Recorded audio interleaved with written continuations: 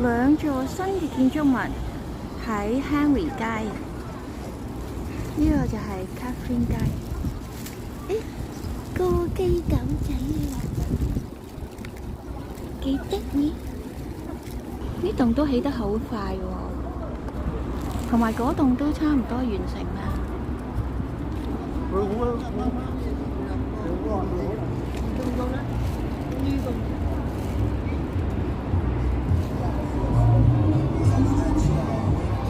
加薩林街，親親奶粉又執咗啦，長城食品公司又執咗啦，仲開咗間中美老人中心啊！